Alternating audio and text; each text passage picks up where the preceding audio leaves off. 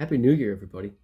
So my friend Hydron, one of the players in my Landfall campaign, mentioned on one of my other videos that he'd like me to put together some combat tips, share some of the ways that I try to make combat more engaging and more interesting, and to make it flow a little better, maybe take a little bit less time. So here I am, New Year, first video of the new year, fourth video total for this channel. Feeling good about it. Thanks for liking and subscribing and following and asking questions and commenting. I really appreciate the engagement. It's been really helpful and it's been really fun. So let's see.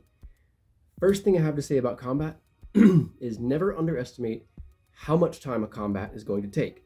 Whether you're the dungeon master, whether you are the dungeon master planning your session, or whether you're players who are planning an attack on a big villain, or anything in between.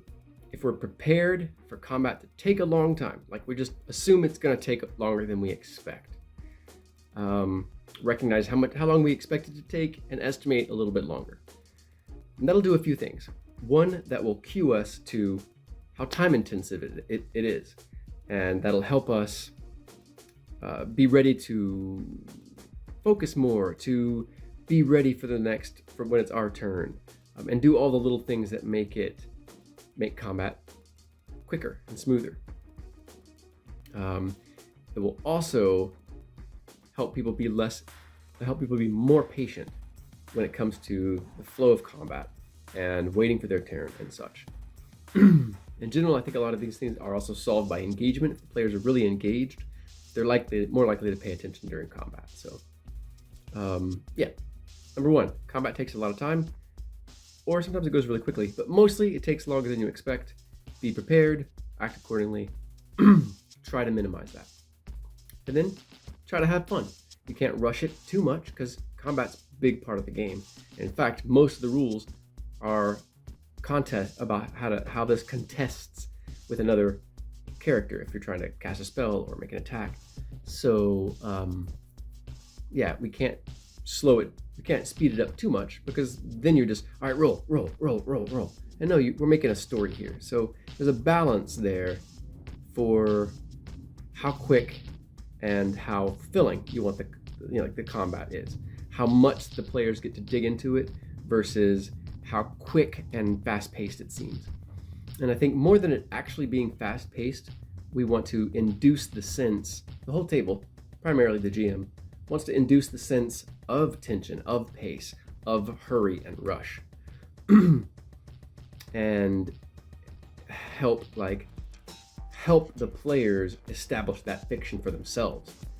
And that will really help make combat more fun and flow better. So I also think there's a few things that helps us it helps me, and some of my players really enjoy it, most of them. When I talk about combat and how we think about it, because I find that more than mechanics, the approach to the game and the action that's happening at the moment is one of the big. It's just as important as mechanics in terms of how people are going to engage with the material and the story. So, the rules say that we roll initiative, everybody takes their turn in order, and people take their actions, their 1, their 2 actions, and moves on to the next person, and maybe they get attacked, hit with a spell, they have to make some counter rolls to resist some things or to survive, and that just rinses and repeats until the combat's over. I think that there's a few different things that I say to my players that help reorient players in how I run the fiction of combat, right? So one thing is everything's all happening together, despite the fact that there's turn order and, I go, then you go, then this person goes, and we're all waiting for each other. That's just the mechanics. There's a fiction, there's a story there that sometimes it helps after each round or after the combat to sort of recap what all happened and how chaotic and what a simultaneous mess it was. And granted, even in action when there's things happening, there's differences in timing between things, but those split seconds or milliseconds to most untrained, inexperienced people who are in tense situations, everything just sort of blurs together. If you've ever seen a car accident or a fight or something of that sort, for the most part, for most people, you can't make heads or tails of it. It just all happens. So that simultaneity, I think, is important to establish all this is happening at once. And what helps me with that is a lot of players will say, oh, here I am, I made my attack, and now I just stand here and wait for the rest of my turn. And I always go, no, time's frozen for you. It's a freeze frame. And anybody who's not acting is under a freeze frame. The one character or player who's acting is a little temporal pocket around them of the story.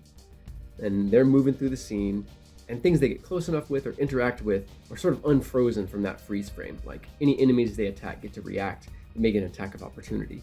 Allies who see somebody wounded or see somebody come up to their aid might get to say something or respond. A bonus will be transferred to them if they're being helped.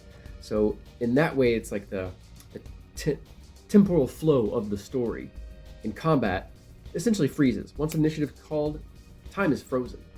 And then it's like, okay, what do you do? What are you doing? What are you doing? What are you doing? And the round is resolved, but that's one set of actions. Everything sort of happens together. And so I think sort of sometimes recapping that after a particularly interesting round can help invest the players back in it and make it seem more like gritty and something you can sort of sink your brain into or your teeth into. And so yeah, that simultaneity, that freeze framing, and there's this, in combat we think of it, my character can move this far, can make this many actions, and I'm going to decide, and then I'm going to roll, and we'll see what happens. But the way I think of it is, if a fighter runs up to another warrior and makes an attack roll for it, damage, miss, hit, whatever. What actually happens in my head, and I'll try to establish this for my players, is that fighter maybe fights through, moves around some people, whatever, dashes up, and they exchange, have an exchange with their opponent. And that exchange can look something like they whirl the blade above their head and bring it down really hard. It can look something like they throw a shot to one side, the other side of their opponent's shield to get them to draw it to one side or the other, or to bring all their attention up here. So then the character can drop, swing down, and hit the leg. So there's a few things that happen before they make their real focused effort during the round, their best likely effort. Likewise, a caster or mage might, instead of move away from combat, hide behind something, cast a cantrip, they might be throwing blasts of fire out to distract and throw opponents off, to distract an archer from hitting them as part of the flavor, and duck behind something, target a creature as they do, and then focus that magical energy finally in a real burst and a real attempt to attack. So I think thinking of it that way as exchanges, and there's multiple things going on in that second when you're trying to make that attack. There's all these things that lead up to it or around it. There's things in the fiction to contend with to get there. And I think the player or the GM describing that and getting into that can be a really fun way to sort of shift the way we look at D&D combat. Yeah. One more. Got my handy little cue cards over here. Getting super fancy. Yeah. So yeah, those are my just ways of thinking about combat, tips or tricks that I use in games and sessions. I'd like to talk about initiative a little bit, mostly because I'm interested in what other people think. I, since 3.5, have used an initiative that is for my players. There's individual, and for groups, there is group initiative. For enemies, there's group initiative. And I find that's quick, dynamic. There's that good punch of all of the enemies getting an action, at least all of them on one team. I might use different factions for the opposing side, but all of them get to go at once. It's something for the party to plan around and work around. It's less chaotic than having individual enemies initiative. That's less work for the GM. It's a little bit less chaos for the players, which, some tables and some games lend themselves toward chaos. So, you might want to change the rules, I think, and you might change any rule depending on the flavor of the tone you're trying to set. I'll probably do another video about that subject right there, because I think changing the rules to set tone is really cool and really fun and really useful. Like group initiatives, I rarely use block initiatives for each group. I think it might be really fun, because I think allowing the party of players to go on the same initiative, all determine their order, I think that could create some interesting fiction and some interesting like teamwork and like sort of group attempts, like group skill check, group combat sort of thing, So I don't know, I want to try it, but I haven't tried it in 5th edition. I haven't tried it since 5e. Another thing I'm interested in, and I'm really interested to hear from anybody who has actually tried this, but that is everybody rolls initiative, and then from the bottom, lowest to the highest, everybody tells what they're going to do. And the benefit is that the highest roller, the one who goes first, has the benefit of knowing what everybody else is going to do, or what it looks like the enemy is going to do before they get to act. And everybody can see what the people who are going last are going to do before they act. And that can kind of change the dynamic and be really useful and beneficial. It can create some problems for the players that are not too bad but fun, and at least in my head. So if anyone's played with that, I'm really curious. Initiative, I don't really think about initiative very much. I don't have any tips for tracking it. I find it pretty easy for myself. Certainly since I moved to like online and I run on Roll20 a lot. So it's really easy to keep track of initiative. It's no problem. The next thing that I would say is really useful and helpful for combat. And again, this is sort of for GMs, but sort of for everybody. And it's description. When you're setting the stage for the combat, before, around the time you roll initiative, that period right after you roll initiative where everyone's papers are flurrying, they're getting their dice in order, and they're looking at their character sheet, figuring out what they're going to do, talking about what the boss is and what their plans are, or what happened last time they fought them. You can be using that time to really, really describe the setting that they're going to be fighting in, the stage for this combat, and let them ask questions. Describe it in detail, despite the fact that you have a map, and maybe a really good map. If you describe it in person, different things are going to stand out to the players. Details that you may not even have thought about are going to stand out as useful or dangerous to the player, and that's going to give you ideas. It's going to create its own dynamics within the combat, and that's what's fun. That's one of the things that's really fun for the players and for the GM. So that description, heavy, really good description at the beginning. Let them ask questions. Good. But then, as you enter combat, shorten those descriptions down, make them punchier, and as you get toward the climax of combat, I think you want to use more evocative words as you shorten those phrases. So as you're going through combat, your use of language is sort of communicating a tension, and that's drawing people's attention, and so it also acts against like sort of attention exhaustion that happens over a game. We'll talk about that a little bit later. But yeah, so scaling that description, in terms of length and depth of description, scaling it, like cutting it way down at the beginning of combat and continuing to shorten it if you can as combat increases, and use your best descriptor words, your most evocative terms and phrases, save them for the end of combat, because those things are going to be drawing people in as you get toward that climax. It's going to be really, really good. And if you have music, another thing, music, highly recommend it for combat, obviously. And it's okay to just have any playlist that's action, just to start, that's great. But if you want to dial your playlist in, I feel like if you can judge the length of time for your combat, even vaguely, or just the pace of it as you're playing, and you're able to change the music out, try for the first few rounds, coming in hard with that really like build up, intense combat music. And then after a couple of rounds, sort of round it down to something sustained and driving, some beat that's sort of underneath everything. And then as it goes toward the climax, again, bring those horns and those drums and the chant and the shouting sound effects back in. And that'll sort of bring everybody back in and focus everybody for that climactic moment. What will hopefully be a climactic moment with a boss fight or a group of enemies. So yeah, that's my thing for music. I wanted to say something else about description. GMs offer, allow, and encourage your players, if you can, to narrate, to describe their crits, their killing blows, and their spells, especially the first time they cast their spell. Ask them what it looks like, let them know they can flavor it however they want, within limitations, let them know what those limitations are. And then every time they do a crit, they do something really good with that spell, crit with that spell, or they take down an opponent, offer to describe it, and tell them they can pass, because some players, too much pressure, and they're not into it. Maybe they will be later, but if you offer it, let's say, you can do this or pass, a lot of players will take you up on it. It's really fun.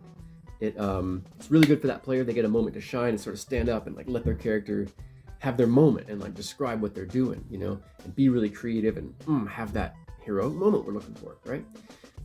The other players get to see that. It's camaraderie. It's fun. They might have something to throw in. They might cheer for the other character. Everyone gets a moment to, you know, can maybe throw into that interaction. It is that player's thing, though, you know.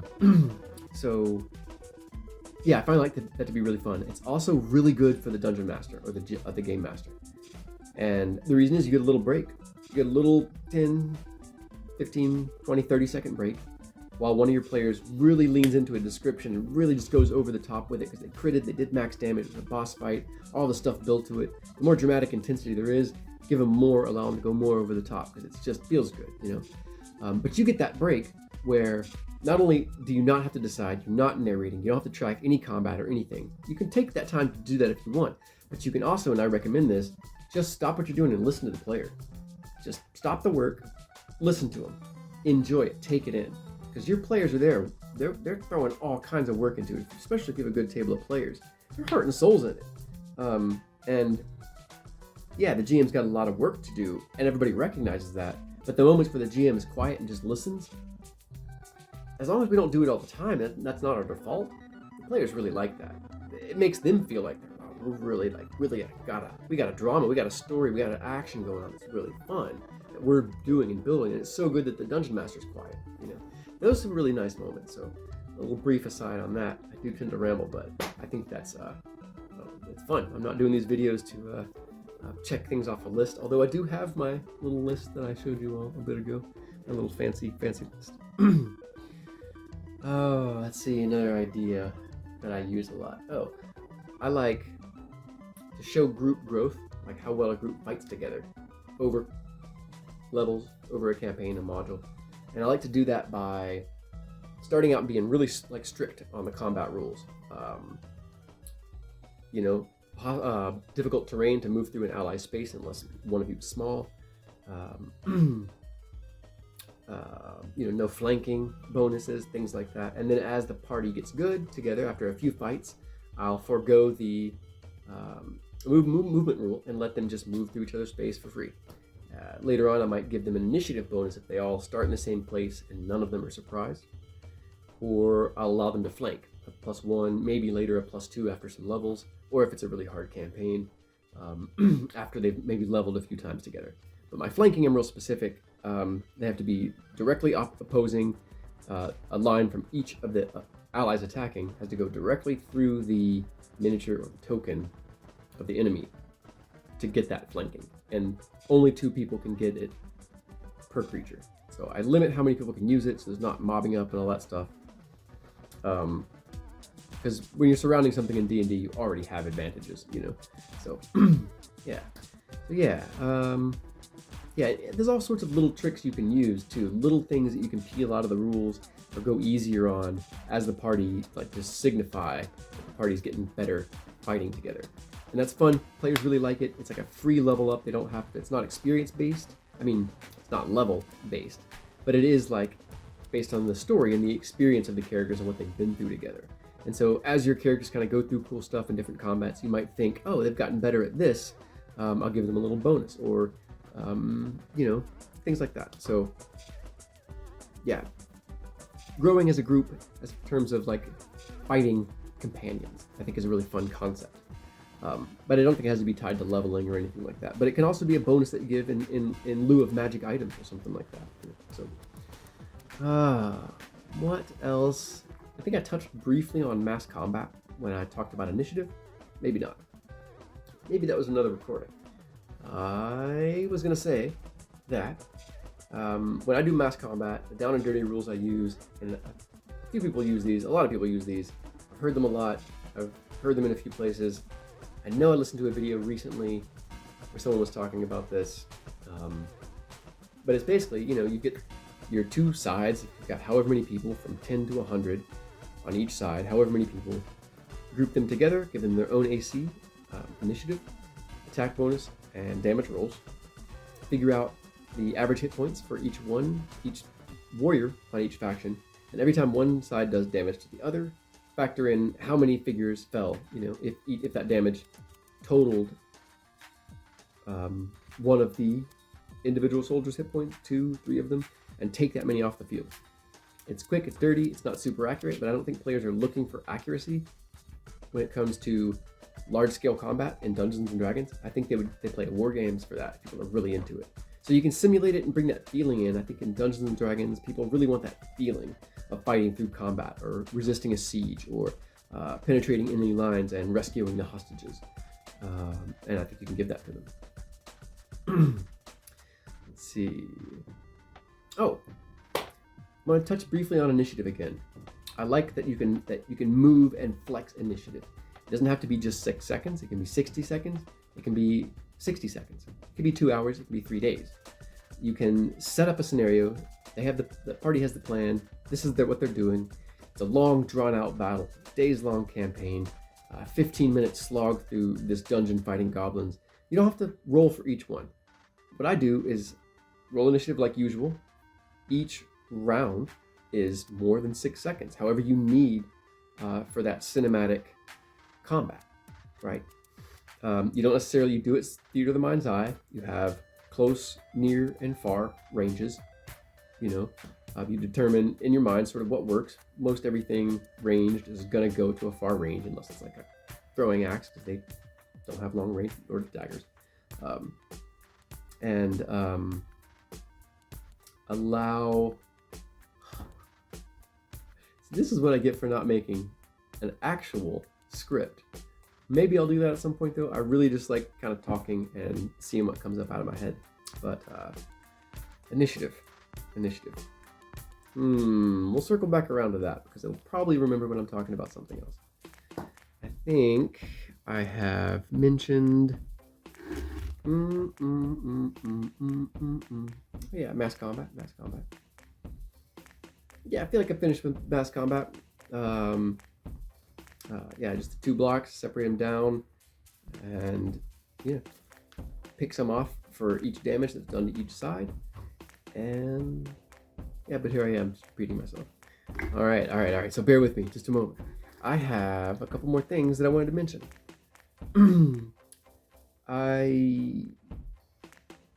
So one of the biggest problems with combat is that it can tend to bag out or bog down, and it could take longer and longer as a long combat continues. And part of that is people get distracted, they get tired, whether their needs are distracting them, they need to pee, they want to get some water, they're worried about a text from so-and-so, or they're thinking about work and they need to check on their schedule. So I think a few things can help keep everybody focused. And I think the first one is taking breaks. Take a break during your session. Take a break, 5-minute break every hour, or every hour and a half, or more. Every 45 minutes, whatever everybody needs to be comfortable. Figure out how long you can get everyone to sit at the table, all of you, about what time, how long works, and then take a break when you need it. Take 5. Let people step out and have a cigarette. Let someone step off and make a phone call or a text. Especially one good 10 or 15-minute break in the middle of a game. If you run for 3 hours, hour and a half in, can really be helpful. People can really come back super refreshed. It allows everyone to sort of come up for air out of the fiction, so to speak, and just be people and be around each other and like, oh, that was great. That was really, really cool. Hey, you know what I was thinking? You have this ability, I have this. We can use them together. That taking those breaks really, really helps. And in a similar vein is not pushing too hard for combat to be over real quick. Letting your players and letting the GM sort of joke about something that happened, or everybody celebrate a win, or mourn a loss. And don't just rush through everything, because combat's part of the game too. But yeah, taking breaks and relieving the tension is really, really important for longevity, to keep going with our focus. Another thing is sometimes we don't remember to focus. As players, it's easy to get distracted by the abilities we're going to get next level. Again, that phone call we haven't made, how this spell that we just got works, and things like that. And yeah, we should be looking up stuff during combat. It's also good to just look up occasionally, check in, so that we avoid one of the things that makes combat the slowest, which is when I come to the table and I don't pay attention to what's going on around the combat. For whatever reason, things happen, but I miss everything. It gets to be my turn. I go, oh, what happened? I missed it. I was looking up so-and-so. Everyone takes a moment, maybe 2 minutes, to catch me up. And then I go through my decision-making process. Hopefully, I'm not a wizard, and that doesn't take twice as long or 3 times as long. And then I cast my spell. Then the other people who are waiting for their turn now have themselves gotten bored. They're not focused because nothing exciting is happening at the table. I'm the wizard. I'm sitting here looking up spells. Everyone's like, okay, blah, blah, blah, blah. They're not paying attention. So when I actually act, they're lagging. Their attention lag is now drawing and sapping the momentum of the combat. So if we can find things to focus on that'll keep us in, we try to be interested in everybody's characters at the table, their story, the new abilities they got for this level, this class ability they just figured out how to use and want to try a new trick with. Because if you can sort of be interested in other people, what's going on for them, like the dungeon master, how excited is he about this boss he's running, and just be interested in stuff, that'll help us stay at the table, and that'll keep that attention lag from building and building and building and just bagging out and having a 4-hour combat. Or worse, a combat that goes for 3 sessions that nobody wanted to go for more than a quarter of a session, So those are some of my tips for combat, my thoughts on combat. Tips in that, here, I use this, you might like it, check it out and see if you do. If you like these stuff and you like my content, go ahead and click the like button on this video. If you want to see more, go ahead and subscribe. And if you want notifications, you click the little bell thingy. I feel so awkward saying all this, but thank you so much.